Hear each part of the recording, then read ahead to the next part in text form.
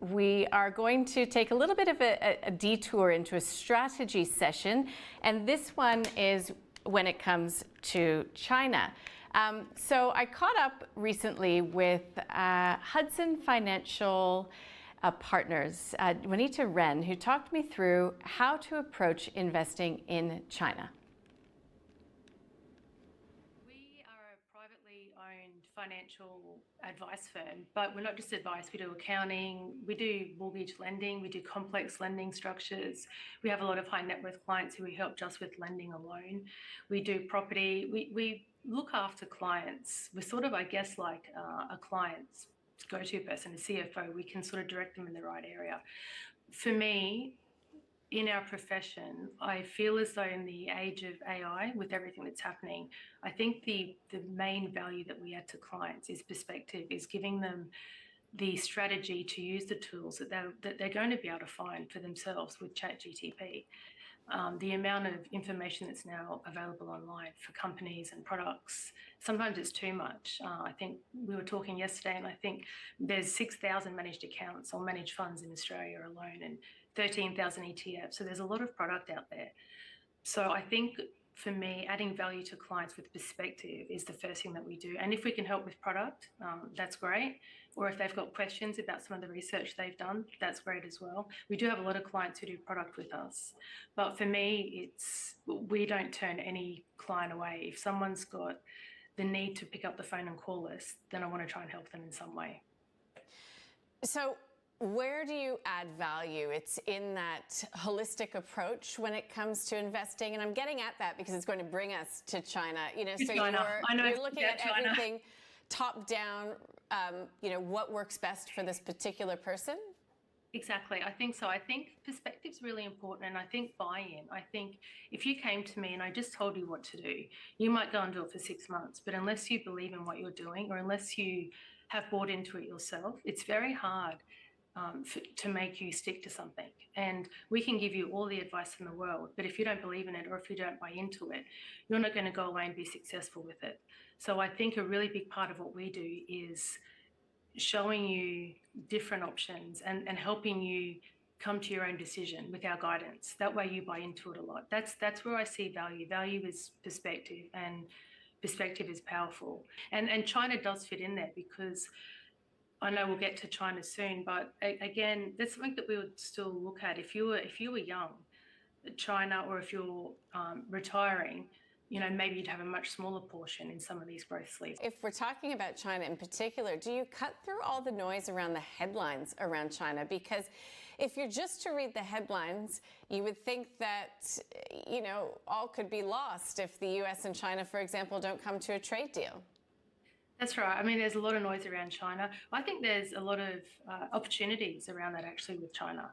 I think with what's happening with the tariffs, the up and down with the tariffs, with the US, it's forced China to actually look a lot more internally. They came out this year with a Made in China policy, and so the government, being a centralised government, is doing a huge push on innovation, technology, robotics, looking at trying to use other trade areas like Asia, not to be sort of focused too much on the US. So it's really forcing China to actually dig deep, to look internally. They're a huge country. There's 1.4 billion people in China, as opposed to about, I think, 350 million in America. So about 4 times as many people in China.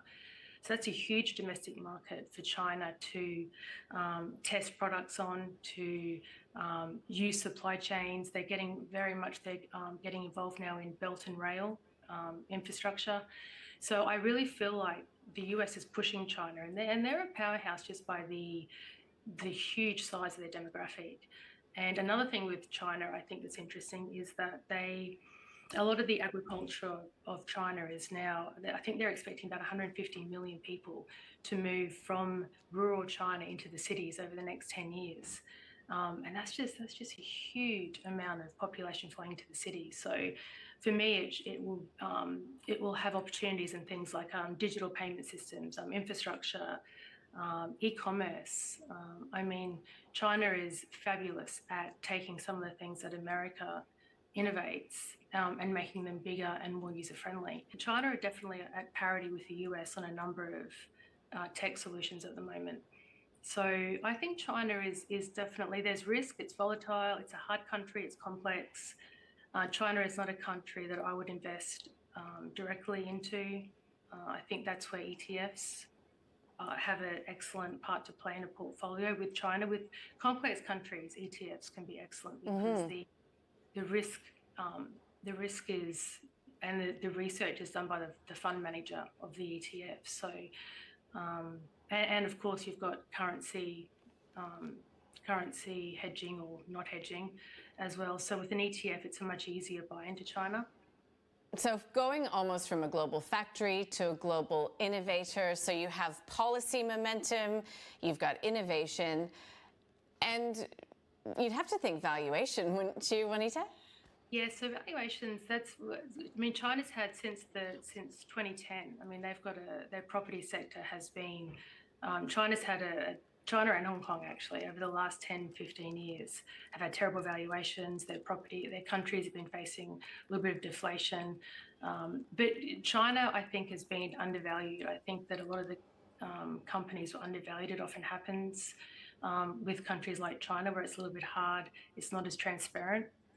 Their country's not as transparent. But in the last 6 months, we've actually seen a bit of a rebound in the Hong Kong market and the Chinese share market. So I think in the last 6 months, the global world has started to see the value in China. So it's still a lot of companies that are undervalued. I still see a lot of opportunity in China. And I think that's what we're sort of here talking about today, is that China has been undervalued for the last 10 years. There's still some structural property issues, obviously, in China, but with a number of the rural Chinese people moving into the cities, I think over the next 10 years, we'll only see that get better and better. So, Juanita, are you actively working with your clients, reviewing diversified portfolios and looking to add China? And I think you alluded to the fact that you would do so via an ETF. So how do you approach this conversation? With our clients, so with your typical advice client, which would be a pre-retiree or retiree, that's what, if you spoke to any advisor around the country, they're going to say to you their ideal client is a pre-retiree. And I think that's because once you're in your 50s, you do need advice. I think prior to your 50s, you can get away with just getting a little bit of modeling done here and there, save money, don't sell anything. You hit your 50s and you need advice. So we have managed accounts that form what I call the more boring part of the portfolio. And that is what we call the core part of the portfolio. So take someone that has $1 million. We would have at least 700,000 to 800,000 of their portfolio in a core section, in what we call the core fundamental portfolio for them. That portfolio is constructed across countries. It's very diversified. It's constructed across countries, bonds, cash, REITs. Depends on the client. If they're aggressive, it will have international exposure. It'll have some direct shares potentially. If they're in a self-managed super fund, we'll have a lot of direct shares. We can do direct shares through SIBO, which allows us to buy up to about 50 US stocks on the Australian Stock Exchange, so we don't have to worry about currency trading. So we have a very strong core portfolio. Then about 20% of the portfolio, we look at a growth sleeve, what I like to call thematics. So that's where the client buys in a little bit. They might believe in healthcare, AI, cybersecurity, precious metals, uranium, silver, gold's been amazing. So that 20% is the part of the portfolio that we would generally play with, for better words. And that is because really, fundamentally, that 80% or 70% of the portfolio is long-term. It should be there. You shouldn't touch it.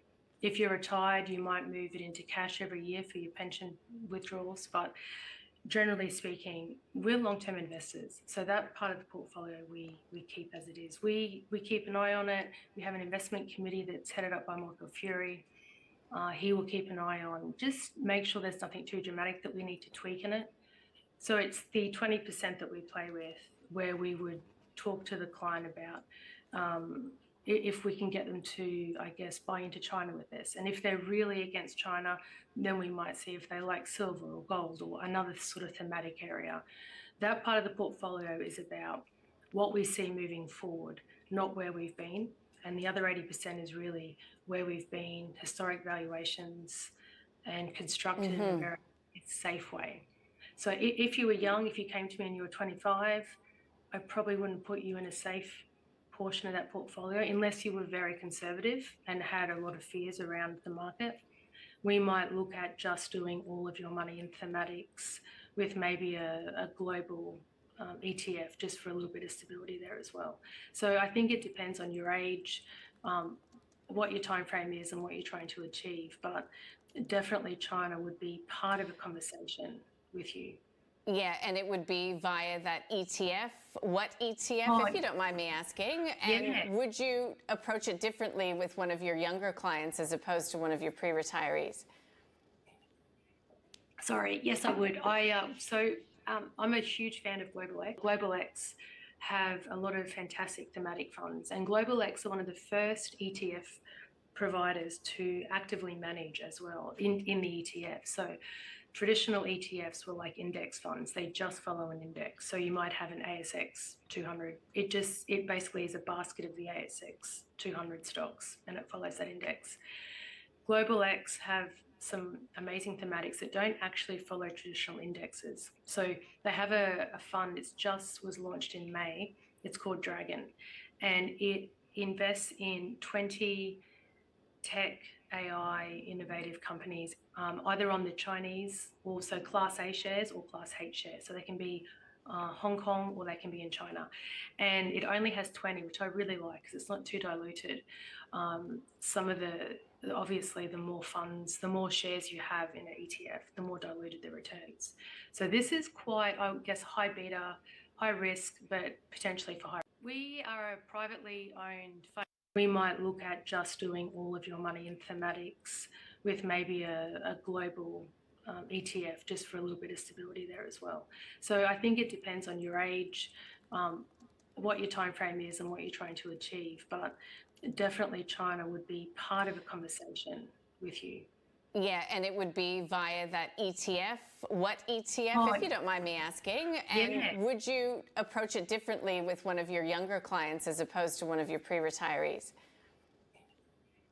Sorry, yes, I would. I'm a huge fan of Global X. Global X have a lot of fantastic thematic funds, and Global X are one of the first ETF providers to actively manage as well in the ETF. So traditional ETFs were like index funds. They just follow an index. So you might have an ASX 200. It basically is a basket of the ASX 200 stocks and it follows that index.